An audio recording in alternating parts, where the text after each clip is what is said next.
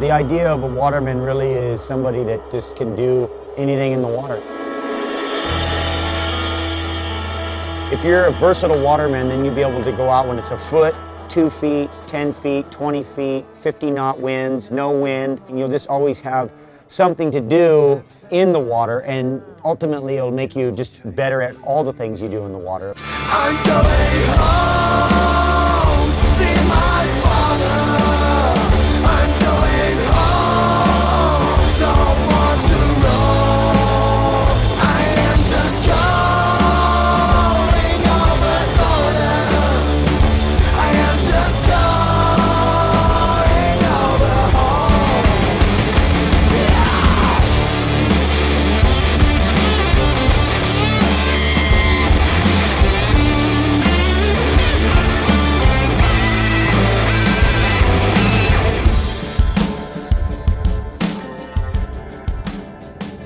You know, when you look at the world and look at all the big waves, and as much as surfers are searching the world, still Pe'ahi is the premier big wave riders proving grounds, and it's a phenomenon.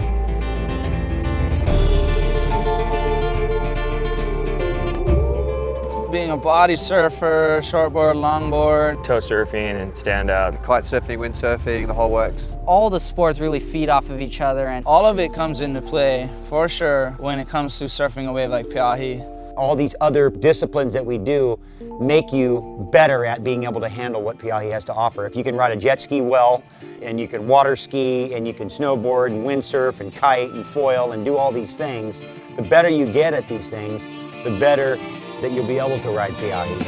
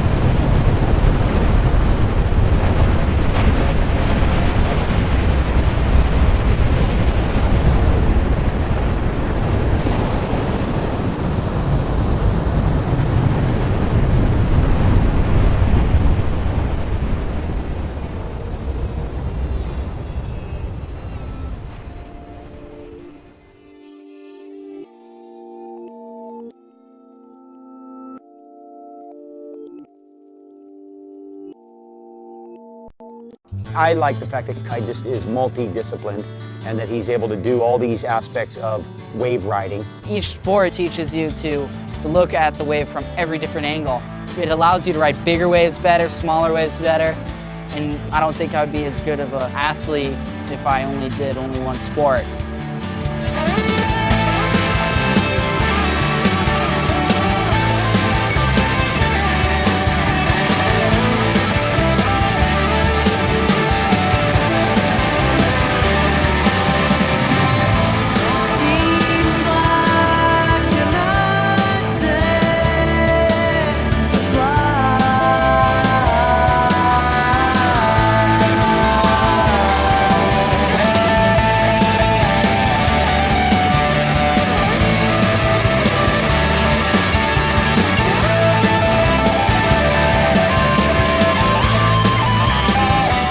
Let's say you're windsurfing heavily for a month and you get on a stand-up board, you feel so comfortable just laying onto that big rail. With my wings spread, I don't get very far. All the other birds point and laugh. Well, at least while I'm here on the ground, I can keep my head straight and I won't get shot down. But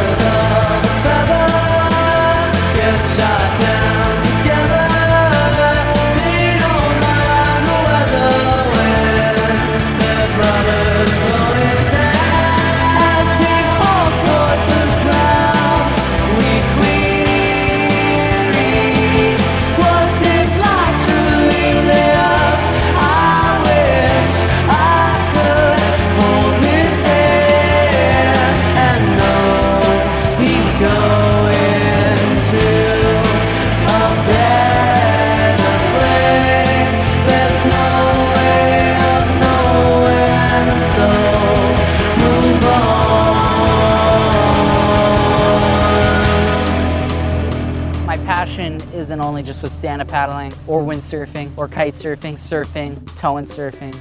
It's kind of with all of them. Every time I go in the water, that is my favorite sport. Whatever I'm doing at that moment, I'm having so much fun, and it's nothing like going out and having, you know, the perfect conditions every time, only because you have the equipment to satisfy that.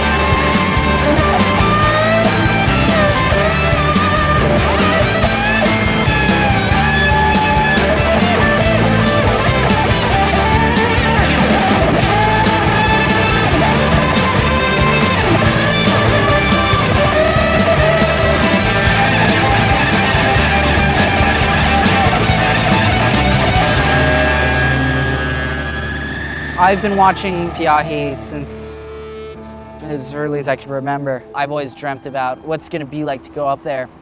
It didn't disappoint, that's for sure.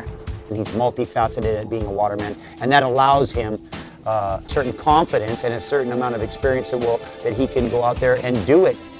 It's insane just getting to the point where I'm actually riding the wave out there, because it's as if like taking all these little steps to get there, and it's kind of like a movie now. You can look back in my memory and it all kind of blends together, and it's insane. If you go by fast, you go by long and be alone.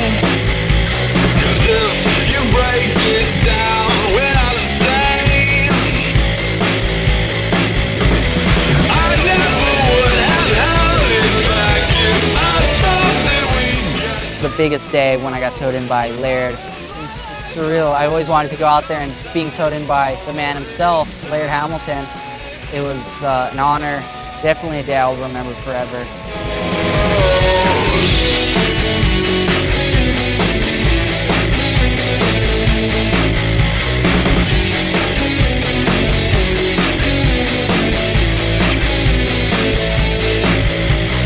Water's rolling my hat and all this sand is at my feet. Blood in my eyes, lonely inside my little life. I never would have held it back if I thought that we'd get through. But all of my life I've held it so tight, a falling tide. Though it's all bones. You don't want another one, do you? We kept saying one more. We probably did one more we did like 5 more one-mores. Something like that. Yeah. I wasn't counting. 5 encores.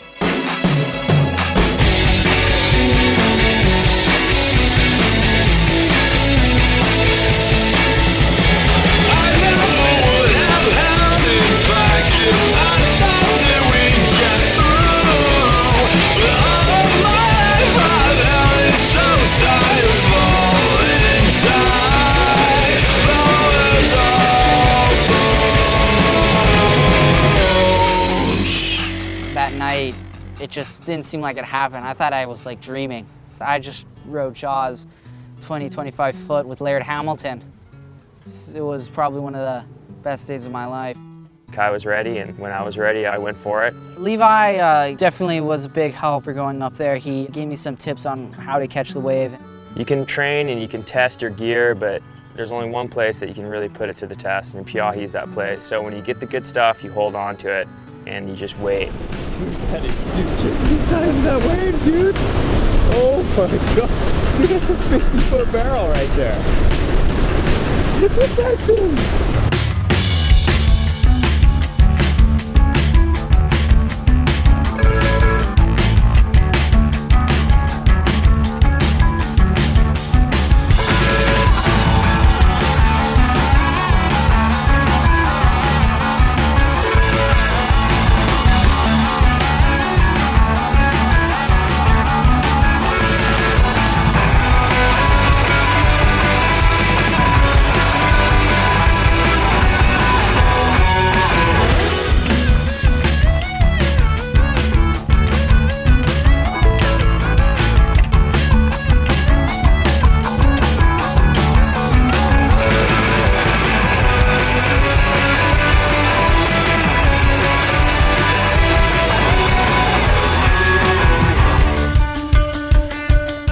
I've been out there for 10 years and I've avoided a lot of situations, but eventually when your number's up, it's up. My number was up that day and I got some good waves, but I definitely went down pretty hard on that one.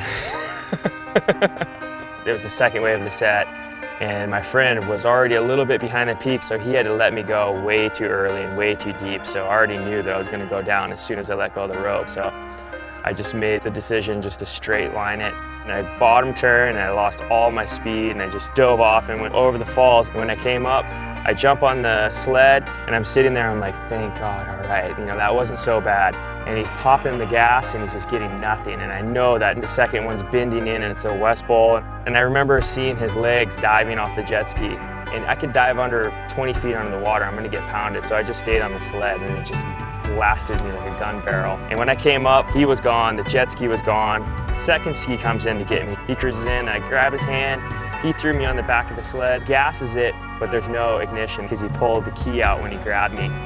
Second ski on the rocks, everybody littered everywhere, like everybody's swimming around trying to find their skis, trying to find their friends. Helicopters are waving at us. It's just like this full ordeal. Like, you know, it was like $35,000 worth of gear damaged in like 2 minutes. I mean, it's just, it was such a drawn out thing. You think you're gonna get saved, but you're not. It's like the glimmer of hope is just getting darker and darker in your head. You're like, come on, somebody save me, you know? Levi losing his ski and getting a few more waves on the head is pretty gnarly, and you have to be an excellent waterman to survive right there. He's definitely an inspiration. Filming the windsurfing movie too is probably one of the best experiences of my life. I got to see some amazing places with some friends and ride these waves that I've never seen in my life. Shooting the windsurfing with Levi and the Poor Boys crew is just beyond what I had wanted to do forever. You know, you're able to live your passion to the fullest, and this film is pretty much all passion. It was definitely fun sailing with Levi. I love sailing with him. His level of riding is as high as, if not higher, than anyone else in the world when it comes to just ripping the crud out of waves.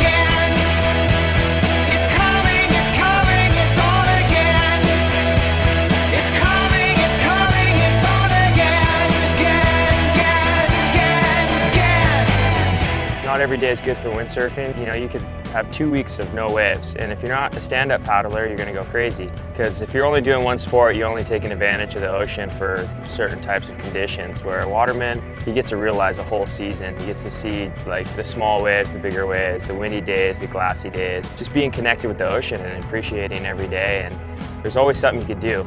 Every day has an opportunity.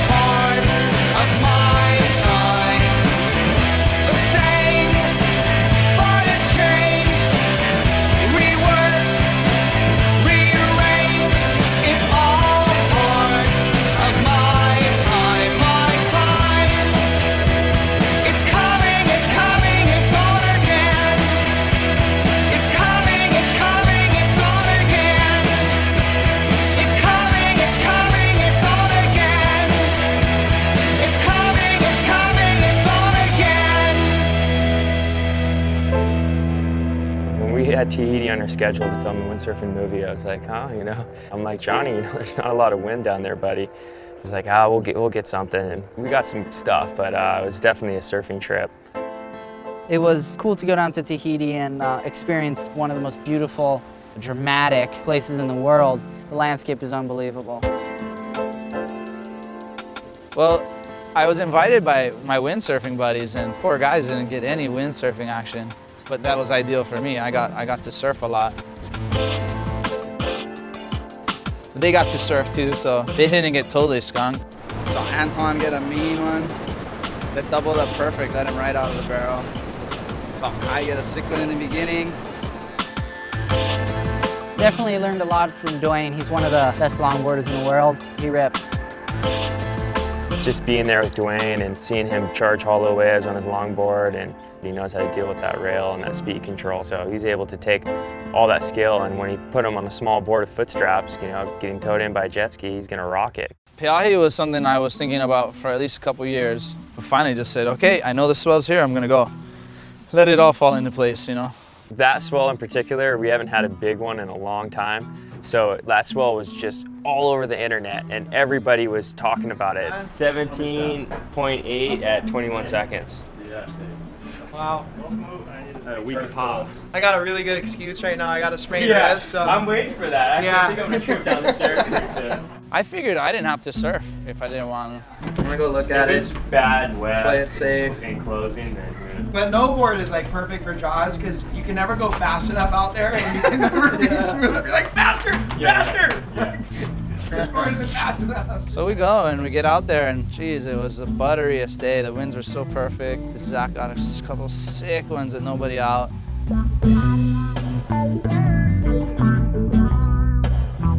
When I finally got out there and got my first wave, I didn't know what to expect. It was like this new frontier, and the first wave is always the best one because you realize it's all performance from there on. You know, you get out of your head and you get into your feet, you get into the speed, you get into the feeling, and you're surfing. You're no longer playing mind games on yourself. And what I realized eventually, after a couple waves, was it's still just surfing. Something I've done for almost 30 years. I need to look at it like that. I need to approach it from what I've learned my whole life and just let it happen.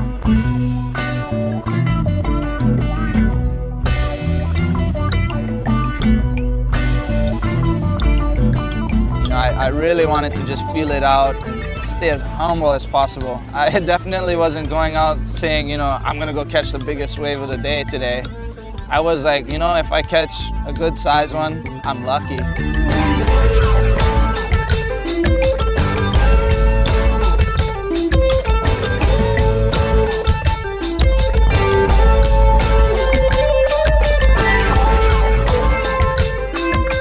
I didn't even know I caught a wave that big until I saw the photo like 2 weeks later. Because you're catching them and going. You know, you're not looking back trying to figure out, oh, okay, let me scale this one. Oh, that's a 20-footer. No, just going. And for me, I had no idea how big the waves were that I was on, and just knew that you're gonna ride them and stay safe. I love riding my longboard. I love going out there and canoe surfing and body surfing. When I go to other waves, I love shortboarding other waves. I guess if at the end of the day, and I ultimately had to pick the one equipment to travel with, it would definitely be my longboard. I feel so comfortable with the paddling power and the way the board works on waves, big or small. You know, I kind of have everything in one board. Yes, we gon' be nice up the session. Nice it up, nice it up. Yes, we gon' be nice up the session. So nice it up, y'all. Yes, we gon' be nice up the session. So nice it up, y'all. So nice it up, y'all. We gon' be nice up the session. So nice it up, y'all. So nice it up for my people. Da Vinci lay your hand with on and all. Nice it up, yo. Da Vinci representing, cause the most I love is never ending. Turn up all the music with the drum and the bass. Burn out all the wicked man and make them the case. You know that the place, cause we put them to shame. We are go,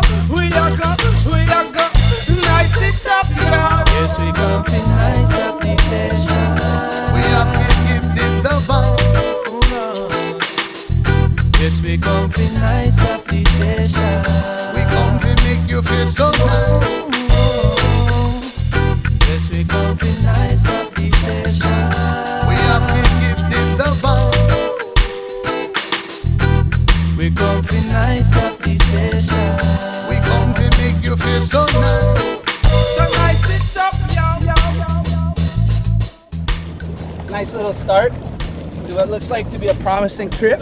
Can't wait to see that potential materialize. And in this music where the spirit is found. This a Teo Man Da Vinci and the one D.U.B. We're giving you the music to hype up the party. No matter where you are, no matter where you come from, everybody have to feel this ya one. They're a really awesome culture there. Everybody is in their boats, doing their thing. I don't know, it's harmonious, you know, in a lot of ways. They're just cruising. They're not trying to chase some kind of dream and forgetting who they are. It's kind of refreshing to see that. Nice it up. Come in with the sweet rhythm, bump it in your truck. Up open the buckle, pour it straight in your cup. Skanking up and down, we just can't get enough. Bringing you the roots reggae music, me say mix up with the dub. So like that watch step and me say part of the club. So spread the load, just say spread the love. How we come for nice it, nice it up. We come for nice it up. Yes, we come for nice up the session.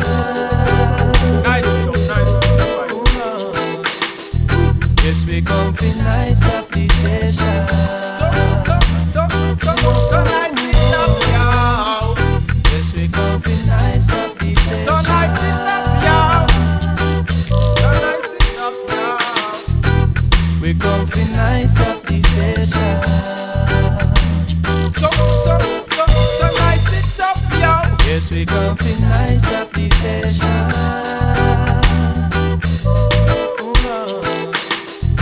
Yes, we come for nice up the session. So nice it up, y'all.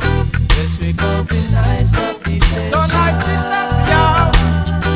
So nice it up, y'all. We come for nice up the session.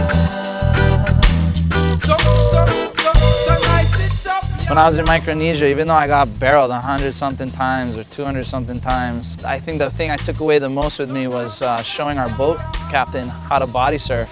So he'd seen surfing and he'd seen bodyboarders, and now this guy was out there just entranced with body surfing and showed him how to do some underwater takeoffs. And it's like a wind tunnel, but you're in a wave tunnel or something, and the water's rushing past your skin and causing your skin to wrinkle with the water flowing by it. And I felt as though I was getting the opportunity. I felt as though I was like gifted this chance to share something brand new. I don't know, you know, it's like he just grew as a waterman. He's a fisherman, he's a diver, and now he's a body surfer, you know. A good body surf really puts you in tune with the ocean.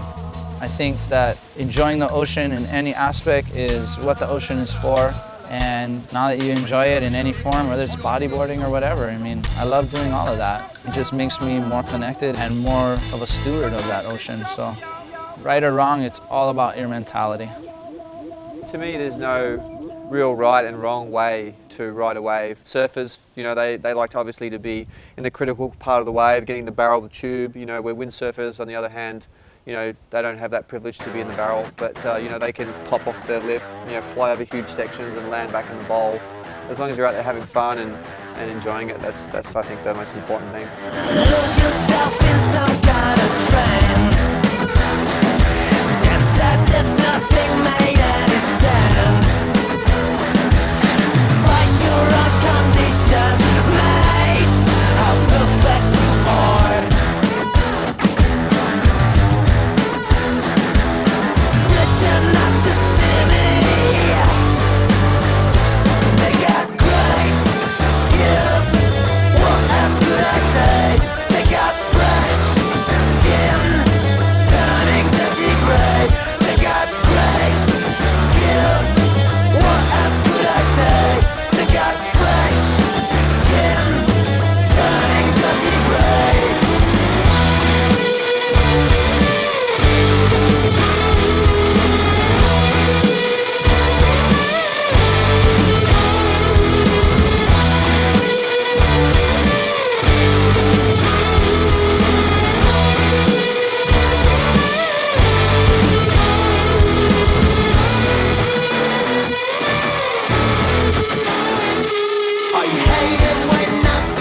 I think if your focus is just on one sport, it's a good idea to do a lot of the other sports like tow surfing and maybe stand-up paddling. You know, definitely that helps being out there on the bigger days as well.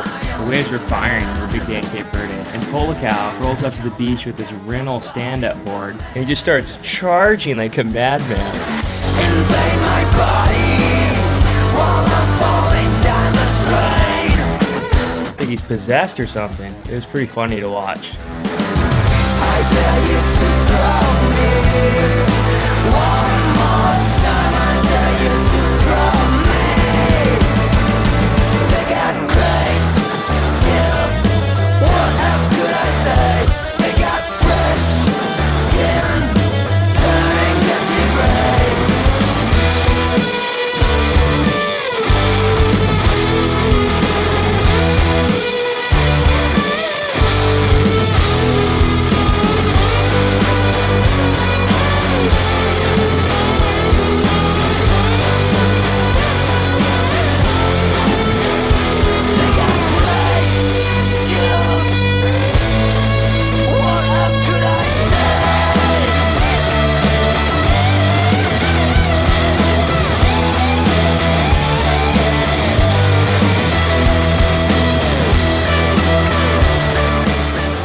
To me, an ideal waterman would be someone who does all the sports. Also someone who's been living in the water for a long period of time and has been through the ups and downs, maybe has had a few pretty major experiences in the water and has survived and learnt from it. That's what happened to me not so long ago, so you've got to be ready to hold your breath for a long time. Well, Jason Polacao, I watched the wave. I was sitting in the channel with my dad, just kind of watching everyone catch insane rides, and all of a sudden he just took the gnarliest wipe out, and I couldn't figure out where he went. I thought someone might have picked him up. We went inside to see if they were in there, and Robbie dropped him over onto our sled because he was gonna go look for the board. And he was like, oh, I almost drowned right there, and kind of coughing up water, and I was like, oh, this is serious. Right at that point, I kind of felt like, okay, it's all fun until, it goes completely wrong. I've never had a wipeout like that, so I've never had to exasperate my body, physically and mentally to try and, come up and survive something. And then today was the very first time in 20 years, and I've ridden a lot of big waves. And today was the first time that I've experienced where I was this close to drowning. I honestly thought I was gone. I literally dropped into my first wave and it didn't just quite open up and barrel, so I sort of jumped into the lip and I went up over the falls, which was fine. I just went down into this really gnarly air pocket for quite a long time. I thought to myself, I'll be coming up, relatively soon. But I was just down and down, and I started panicking. I'm like, man, I'm not coming up, And then I started just trying to swim up, and I got about halfway up, and then I got rolled again by the second, and then my jacket just ripped off me, so I lost that. I was just down again and into this weird little channel that is where you really don't want to be, and that's where I was. My mind sort of just said you have to have oxygen, but I knew I was down at 50 feet or 40 feet or 30 feet. But I just started drinking water at that depth. I couldn't do anything about it. It was just one of those neurological things that go on, and I think I may have just broken the surface into the third wave. I remember just seeing light, and then just boom, I got hit again for the third time, and I went down again. Things just went black, really dark, kind of black, and I was just like, man, I think this is it. I thought it was my brain shutting down, before you pass out, I would imagine, or before you die, and I honestly thought that's what it was. I didn't think that I was deep enough for it to be that black, And all of a sudden I just was like, I can't believe I'm going to drown here, And then after a while, I started seeing a little bit of light again, and I'm like, man, maybe my body's not shutting down. I think I was just pushed deep again, So I started just trying to swim again. I just broke the surface. Robbie came in and it just got me, and I was just like, man, I was just gnarly, just amazing that I survived it. I can't believe it. I really can't believe it. I'm still here. That was pretty awesome pull down. Jason's probably one of the few people that can recover from something like that, because given his motocross background and his windsurfing and just the kind of person that he is, I think he's had enough scary things happen to him where he kind of maybe knows how to get over them. I know what a two-wave hold down is like, and I thought I was gonna die. I think he's lucky, he's really in shape, and He's been preparing for stuff like that. Well, Jason's a fit guy. I mean, had he not been fit, I don't know what would have happened. No, I think for sure it was a lot to do with just the years of training that I've done, you know, in the gym and, you know, cardio stuff and, you know, all the other things that I do. It's that old thing, get back on the horse. If you don't get back on the horse, then you might not want to get back on the horse. Pretty soon the horse gets so big in your mind that you just might not ever go back on the horse. Well, maybe less than a week. There was another piahi swell, about, maybe not quite as big as that one, but it was about a week I was back out there, back on the horse, so to speak.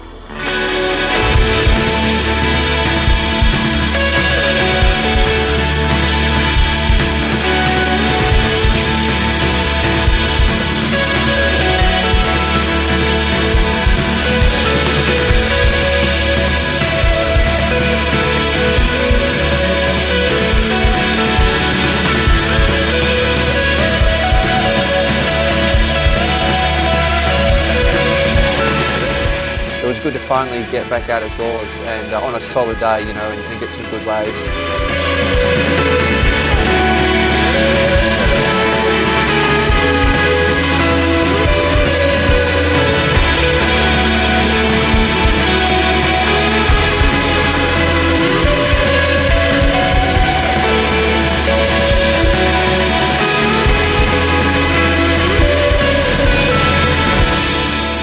So I think it's important for a waterman to be, you know, well versed in all water sports, because it just makes him, you know, a better athlete, especially when being able to read the wave. I mean, you got guys like, you know, like Laird Hamilton, for example. You know, he can read the wave so well, and I think that's attributed to the fact that you know, he stand-up paddles, you know, toe surfs, windsurfs, does all the sports. If you're waiting for the once-in-a-lifetime swell, you're not going to be having that much fun, because it's going to be once in a lifetime. So that means you're going to have fun once in your lifetime, where if you're looking for stand-up paddling or foiling and you can go out on days that would normally be, that's only half as big as I've surfed and it's not doing anything for me. Now it'll feel like it's the biggest thing you've surfed, because you're on your stand-up paddling, you're going 3 and the set's coming and you feel vulnerable, or you're on your foil and you're booted in to this contraption, it's demanding all your focus. So I mean, it's, you know, there's ways to change the elements and then produce that same sensation, and that's all I'm looking for. I'm just looking at ways to continue to do that without relying on the once-in-a-lifetime swell to bring me my fulfillment. Pretend you're okay, pretend you're fine. Ignore the acrid taste in your mouth. Please burn my hand, suck up to me. You will make it big, you will end up free.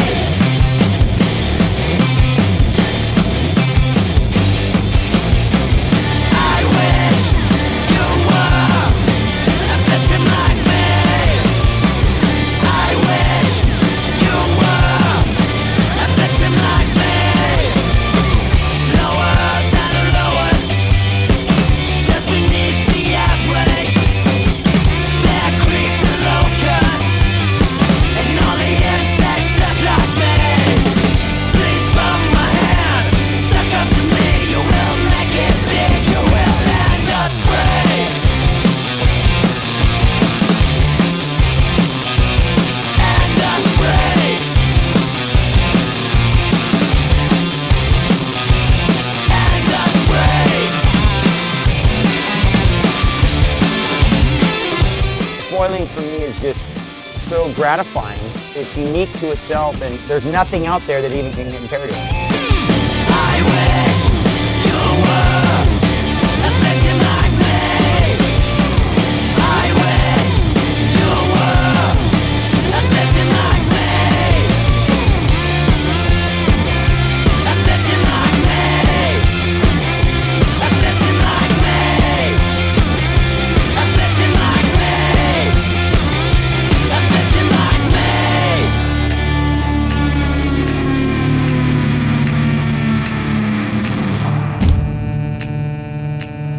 Part of the whole thing to be able to ride big waves well is that you have a buildup so that you gain momentum, and then when the big swell finally comes together, you'll have the energy to match it, and you'll do something exceptional and outstanding instead of every time there's a swell, you're riding a big wave. Pretty soon, it's a little bit like having a Super Bowl every other week. They don't have as much meaning, you don't try as hard, it just doesn't have that same sensation. At least for me, you know, it's a combination of waiting for the right conditions and all the elements to come together, and then having your mental and your physical preparation meet that opportunity, and then you get something unique and exceptional. December 7th was clean, so pretty. So she was nice. Piahi was friendly that day. She was inviting, and she was all happy.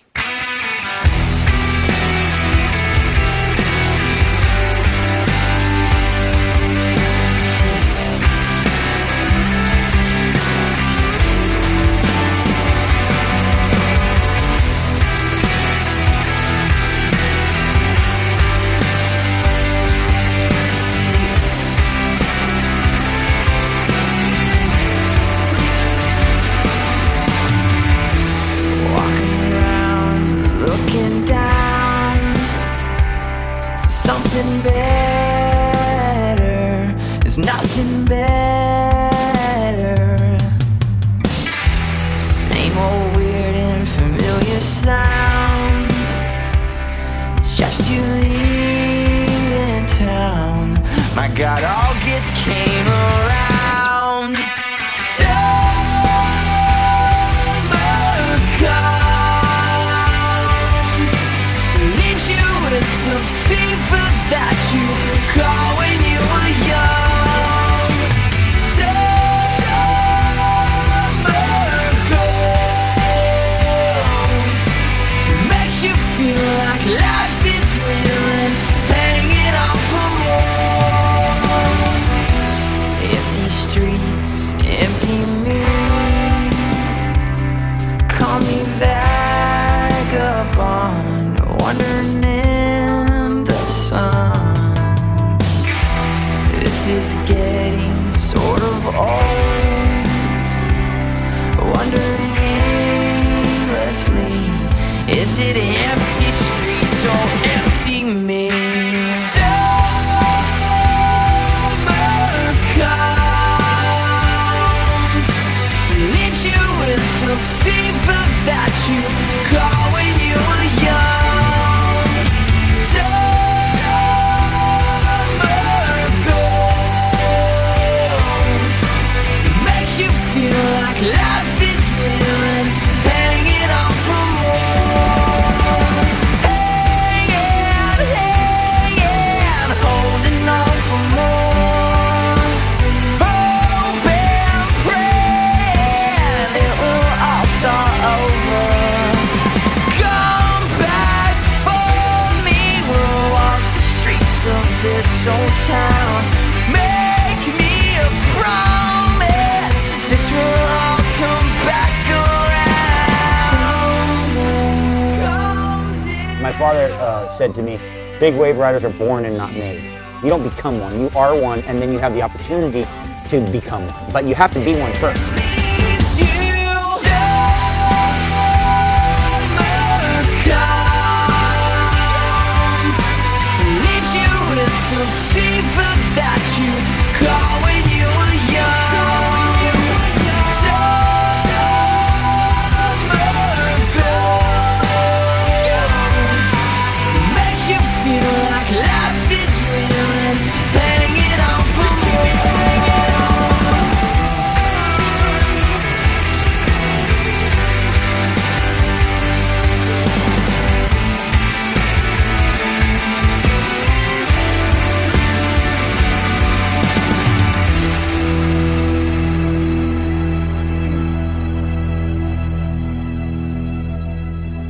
Piahi in Hawaiian means the beacon, or to be called. And so when these things are going to go, they call you. And it might be a friend calling you, it might be the weatherman calling you, but you're drawn to it. You're drawn to the power. And like-minded people from different disciplines, whether it's Jason or Levi or Kai or Dwayne or any of them, whoever you are and you're there, you're called to it. If your intentions are true, then the calling will be true.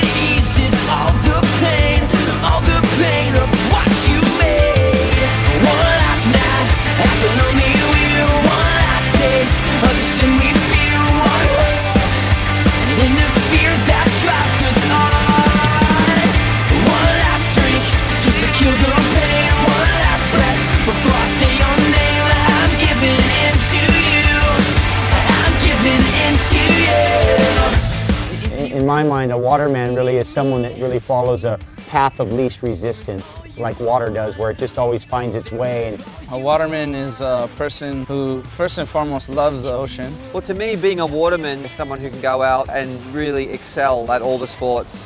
Yeah, being a waterman would just be seeing the whole season through, you know, for small waves, big waves, windy days, glassy days. And when you're a waterman, you have a little bit more toys, but you have a lot more fun.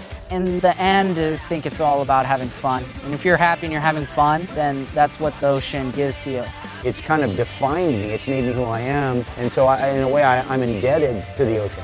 Pretty much for everything I have and pretty much for who I am. One key thing to always remember is that when we go in the ocean, we go in the ocean respectfully. It's my responsibility, it's our responsibility, not their responsibility to take care of it. And it's super important to have that in our heart, that we take ownership for it and stop trying to expect somebody else to do it, because they're not going to. It's up to us to make sure that we keep our ocean clean, and that's it. Aloha.